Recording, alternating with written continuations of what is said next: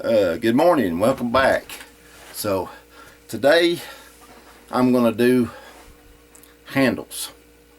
I've got several of them to do. I've got a bunch of them here, and I'm afraid I'm running out of time before my show, so I need to get to what I've got handles on done and start making sheaths for them. So since I'm going to start on the handles today, I was asked by Daniel at DK Ironworks if I could, if I had a method of shaping a handle without leaving facets on it. And the short, quick answer is yes, no. Get outside out there to where I'm gonna, in the smithy out there where I'm gonna do this. I'm gonna show you how I do it. I mean, it right way, wrong way, it doesn't matter way. It's my way. Your way's different, could be different. Maybe you try to copy me, and maybe I've tried to copy somebody else. But all in all, when you get done with a knife, it should fit this or this. Either one. These is your only connections between you and that knife. They have to fit this or this if you're a southpaw. Either way, they got to fit these, and they got to be comfortable. Now, sometimes a lot of facets on the knife handle is a good thing. If it wasn't, Case Knife wouldn't have never sold any knives, because all their knives, most of them come with jigged handles. All of that's facet. Okay, now I've got this big knife, the handle ground on. It's not perfect. It's got to be hand shaped out there, but it's easier to round over in there with sandpaper, because I gotta sand it up anyway to get all the belt scratches out of it. So might as well do my last bit of shaping in there where I can control it just a little bit more. You slip on this and you've run it, and there goes a handle. So anyway, but with that, here's this done. All I'm going to do to it out here. Okay, here's the antler handle. Done nothing to it except took it down to flat all the way around it. And I looked at it there a minute on it, got me all nervous and everything. The blade's straight and the handle's straight. It's just the way the antler is on it. It makes it look different.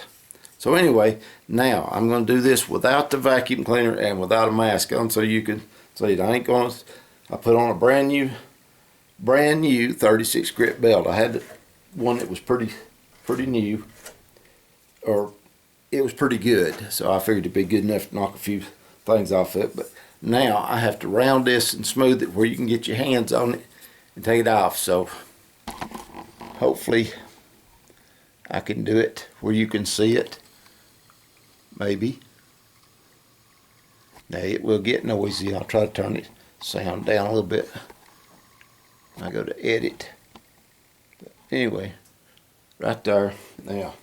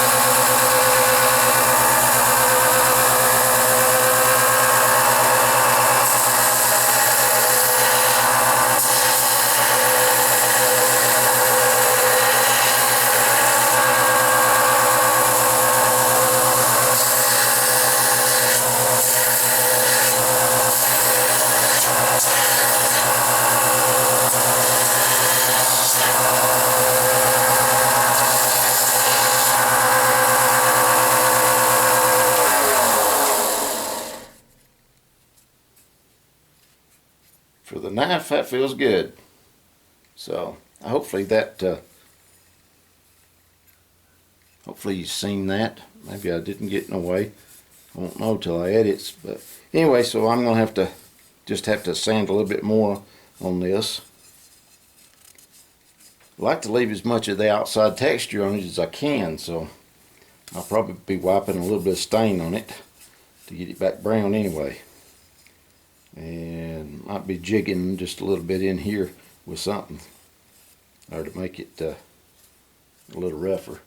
But Bone's real good about that. So anyway, that's 2 of them right there. So the rest of them will have to be done on, here, and then inside when I get done. So, but you have to make a facet and to get away from a facet, if that makes any sense. It's like excuse me, it's like making a taper on a round bar. You'd think it'd be just as easy to hit it and go round. No, you make it faster if you go square first, and then then go square, make square taper, make an octagon, then back to round.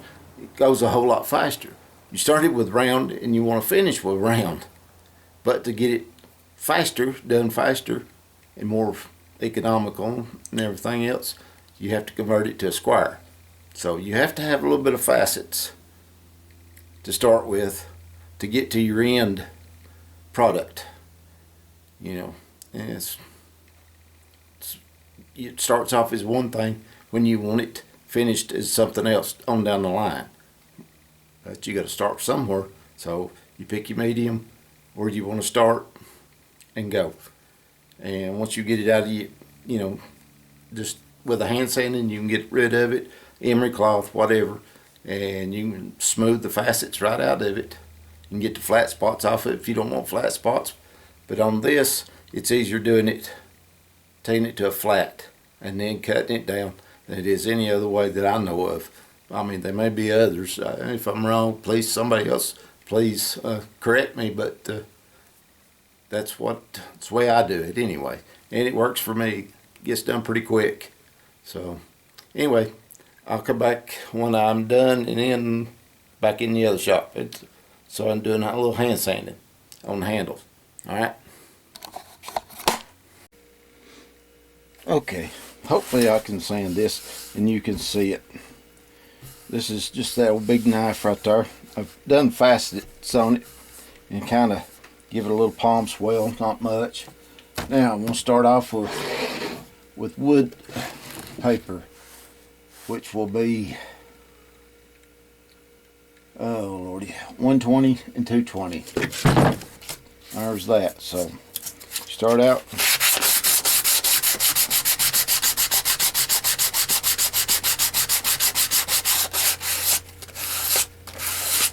Do just like a blade. I might take this one back out and do a little bit more, just a little bit more grind on it. Here in just a minute, I'll look and see if this is the way I want it or not.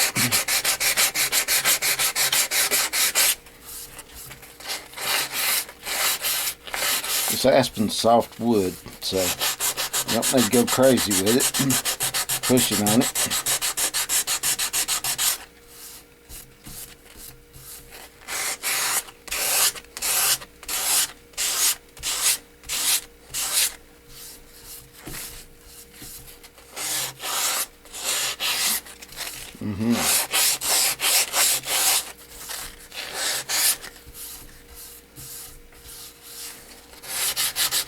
It'll take as long or longer to finish the handle as it did the blade, if not longer on the handle.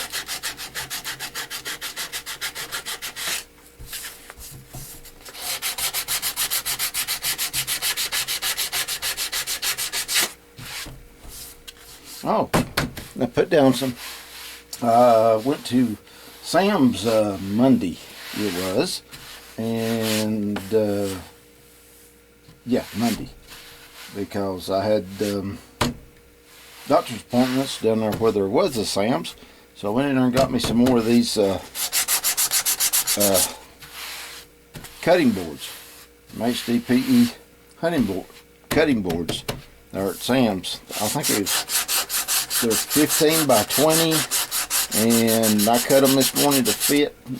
Put a tongue and groove in them and put silicone stuff in there. And screwed them down with screws just barely long enough to work. That was without sticking out. And I think it was $9 a piece, $9 or $10 a piece. Yep. So when you if you're gonna make stuff with that for casting resin or whatever, they want big bucks for a 12 by 12 sheet of it. Big bucks. And you can get a 15 by 20. Like for 10 at Sam's, 9 or 10. So you just have to, it's bigger, less money, so you get more of what you want out of it. Yeah.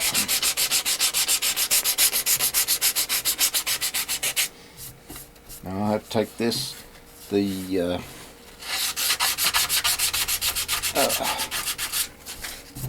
epoxy part of it,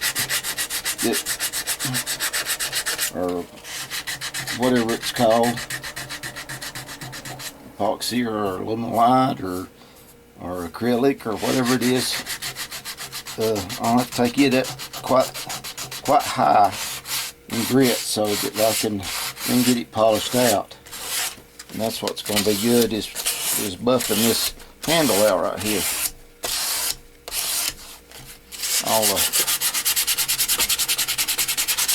I'll sand it and get it close, and then I'll raise the grain, and I'll get all these major scratches out of it. Then I can raise the grain. Said this right here to get a real good coat on it, because you got to sand this part of it, of the knife itself, the tang there. You got to work the handle out, make sure there ain't no bad dips or stuff that you can't leave in there. Stuff that makes it not feel good.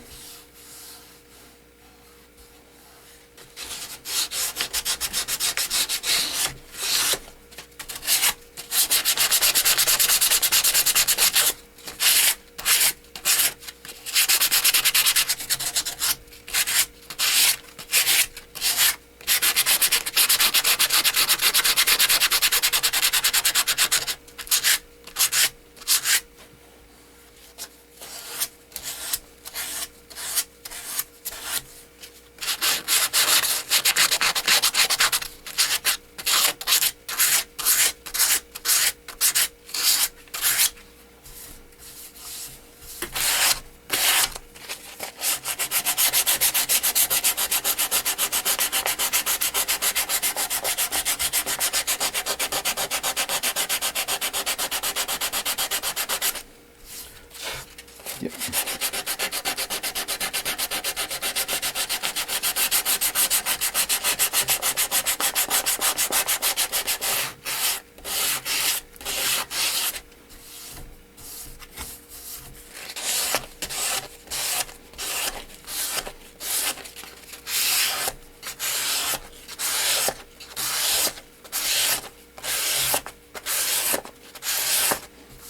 See, that's the facet's gone.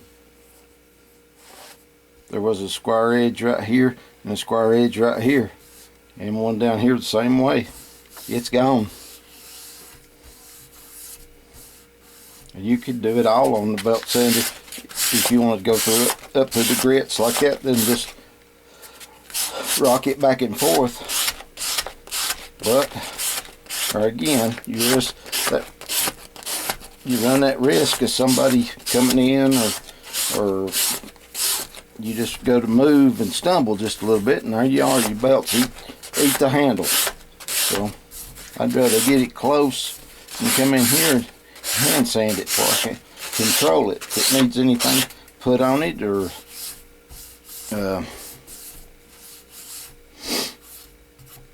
do the super glue to it if it needs it. If it's got a really soft spot, you can put that on it. Wow. Wow. Is that purty? Yes, that's purty. Now, alcohol. Gets down in there and it raises the grain. It'll be dry here in just a minute. And I can go to 220.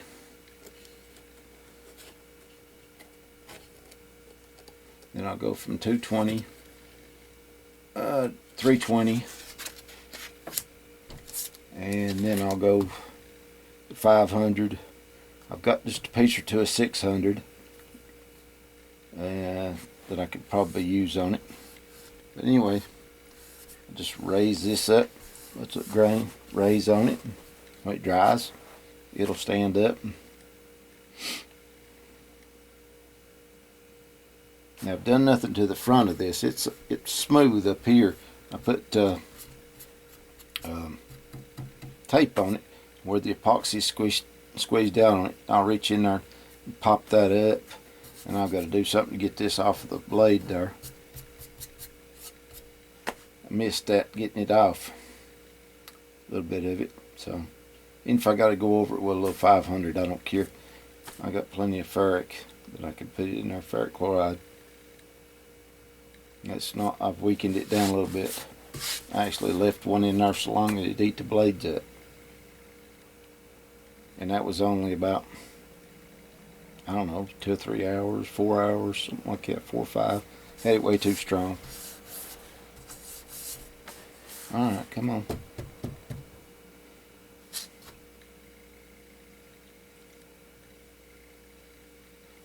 Yeah, it's still pretty slick. Didn't fuzz up as much as it was.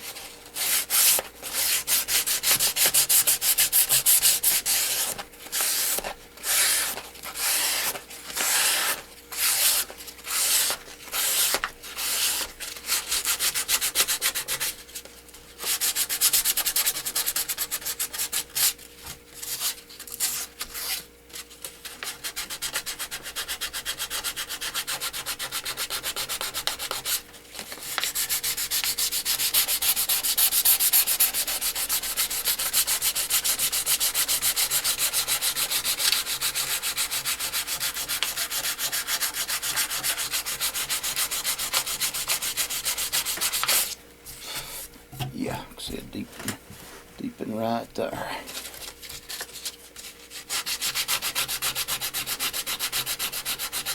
Alright, I'll be back in just a little bit to show you the results of what I get on this one. Okay, here's one of them little pink and green ones. I don't know if you can see the colors or not. I don't have the back right here.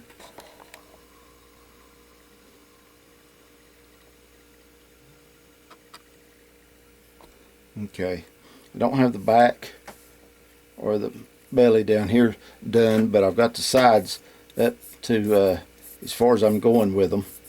Now, when I get this done and get that metal sanded and everything, then I'll buff them up and I'll put a little sealer on them and call them done, other than sheets for them. But anyway, I got to get this right here, this piece of leather here, adds a little texture to it. I can't get away from it. I've tried it, putting them under it, put some more leather under it and some more leather over it, and it still gets it. So anyway, so that's there's 4 out of the 15 I've got to do done. So there's like this one, starting with the facets on it, everything. It was faceted just like this one, and now with that. It's rolled over. I've got rid of the facets, and it's just a gentle rollover. So that's how you get rid of facets. And if you want facets, you can leave them in there just as easy. Well, actually, it's harder to leave the facets in there than it is to make it round. But it is. So anyway, I'll call a lesson right here as it's made, and everything. Hope that helped a little bit on asking about the facets and whether you need them or whether you don't, or just like I said, it's your personal preference. But it's easier to do a rounded oval shaped handle. If you knock the corners off of it, if that's a facet, then yes, it's probably part of a necessary evil. Like I said, you know, leaving the facets is what's hard. Putting facets on there and then rounding it up, it's not. Well, anyway, till next time, this is Bobby Shields saying, God bless.